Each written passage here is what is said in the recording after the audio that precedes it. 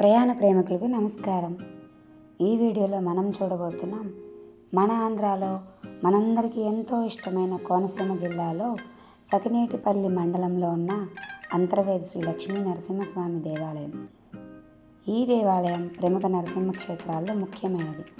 అంతర్వేదికి వెళ్లేందుకు 2 మార్గాలు ఉన్నాయండి, లాంచి, బల్లకట్టు, పడవలు. దాన్ని ఇక్కడ స్థానికుల భాషలో పంట ద్వారా ప్రయాణించి సకినేటిపల్లికి చేరుకొని రోడ్డు మార్గంలో అంతర్వేదికి చేరవచ్చు.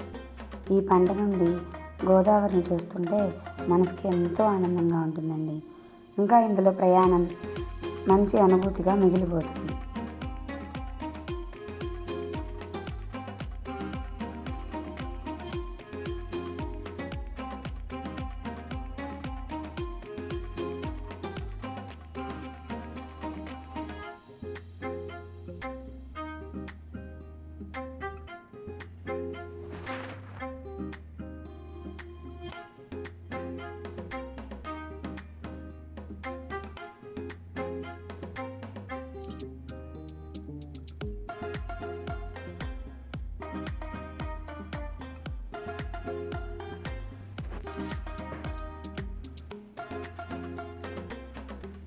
ఇలా పంట ద్వారా ఒక ఒడ్డు నుండి ఇంకో ఒడ్డుకి మనం చేరుకోవచ్చు మన వాహనాలతో.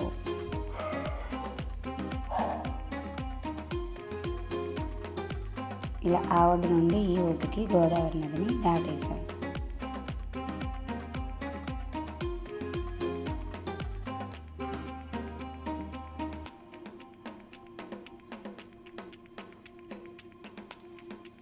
ఇంకా అంతర్వేదిని చేరుకోవడానికి 2వ మార్గం ఈ మధ్య కొత్తగా గోదావరి మీద నిర్మించిన చించినాడ వంతెన దాటి అంతర్వేదిని చేరుకోవచ్చు. సో మేము వెళ్ళేటప్పుడు పంట ద్వారా అదేనండి బల్లకట్టు ఎక్కి గోదావరిని దాటాము, వచ్చేటప్పుడు చించినాడ వంతెన దాటాము. So let's try like this. So అలా పంట ఎక్కి గోదావరి దాటాక సకినేటిపల్లిలో మా వదిన గారి ఇంట్లో బస చేసి చుట్టూ ఉన్న కోనసీమ అందాలని ఆస్వాదించామండి. అన్నట్లు మా వదిన గారి ఇల్లు పచ్చని కొబ్బరి తోటల్లో సకల సదుపాయాలతో మోడర్న్గా ఉందండి. మా వదిన గారు న్యూ కలెక్షన్స్తో ఇంటిని చాలా అందంగా డెకరేట్ చేసుకున్నారు. I hope next time I will cover in there home video.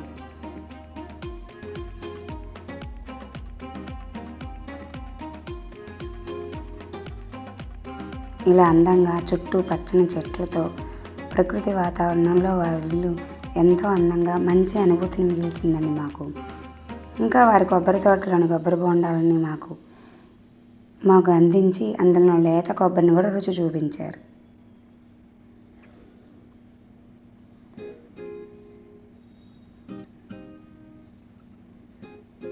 ఇలా కొబ్బరి బోండాలు కోయడం మా పిల్లలు నిజంగా చాలా ఎంజాయ్ చేశారండి. ఇంకా వీరింటికి దగ్గరలో అల్లూరి వెంకాయమ్మ, అల్లూరి నారాయణరాజు గారి జ్ఞాపకార్థంగా వారి కుమారుడు అక్కడ ఉన్న ప్రజలకి ఉచితంగా గృహాలను కూడా నిర్మించి గోదావరి మంచి దానకర్ణులను కూడా నిరూపించారండి. ఇలా తెల్లవారు మేము అంతర్వేది ఆలయానికి చేరుకున్నాం. ఈ అంతర్వేది ఆలయం ప్రముఖ నరసింహ క్షేత్రాల్లో ముఖ్యమైనది. ఇంకా భారతదేశంలోని 7 పవిత్ర స్నాన ప్రదేశాల్లో ఇది ఒకటి. గోదావరి ఉపనది అయిన వశిష్ఠ నది సముద్రంతో కలయిక వలన ఈ ప్రదేశం సప్తసాగర సంగమ ప్రదేశంగా, ఇంకా స్థానికుల భాషలో అన్నాచెల్లి గట్టు అని కూడా పిలుస్తారు. అంతర్వేది ఆలయం సముద్రం నది కలిసే ప్రదేశంలో ఉన్నందున ద్వీప దేవాలయంగా కూడా పిలుస్తారు. ఈ ఆలయంలో నరసింహస్వామి విగ్రహం అసాధారణంగా పశ్చిమం వైపు తిరిగి ఉంటుంది. ఆలయ ప్రాంగణం, విగ్రహాలు, గోడలు శక్తివంతమైన రంగులతో ఆకర్షించబడ్డాయి. అంతర్వేది ఆలయంలో 5 అంతస్తుల విమాన గోపురం వీక్షించవచ్చు. ఆలయానికి తూర్పున రాజ్యలక్ష్మీదేవిని, వెంకటేశ్వర స్వామి, ఉత్తరాన భూదేవి, రంగనాథ స్వామి, సంతాన గోపాలస్వామి, కేశవస్వామి, ఇంకా పశ్చిమాన ఆచార్యులు, ఆల్వార్ల సన్నిధి, బ్రహ్మ, విష్ణు, శివుని విగ్రహాన్ని మనం దర్శించుకోవచ్చు.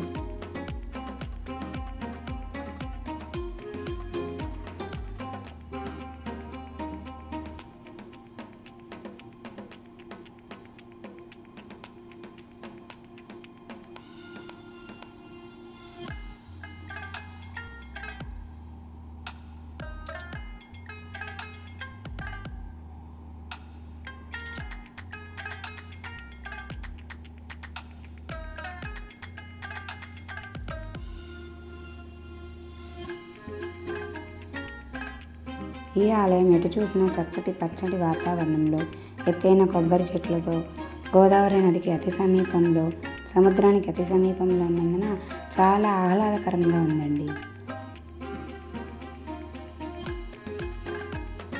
ఇంకా ఆలయంలో నిత్యం సుదర్శన హోమాలు జరపబడతాయి.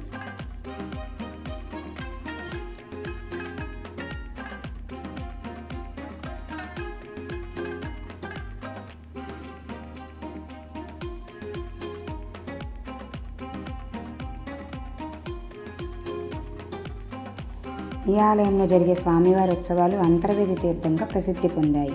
అందులో ఒక్కొక్క రోజు ఒక్కొక్క స్వామివారి రథోత్సవం కనుల పండుగగా జరుగుతుంది. గరుడ వాహనం, హనుమ వాహనం, శేషవాహనపు వాహనం, అశ్వవాహనం,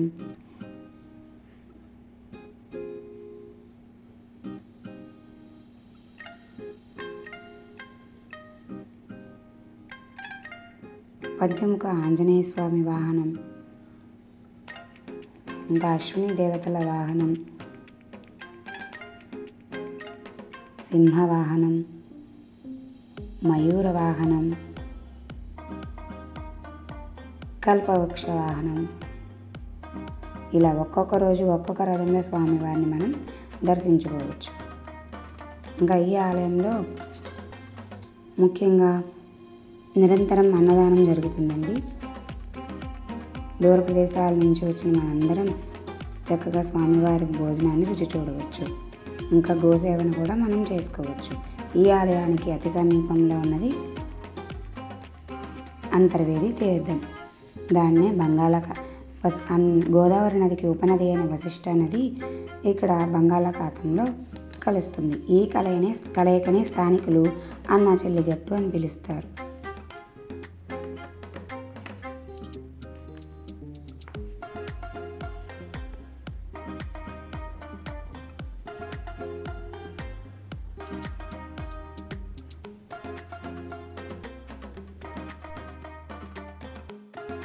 ఇంకా ఈ ఆలయానికి అతి సమీపంలో ప్రకృతి ఒడిలో ఉన్న మరెన్నో ప్రదేశాలు మనం చూడవచ్చు. So let's plan next time. Thank you for watching.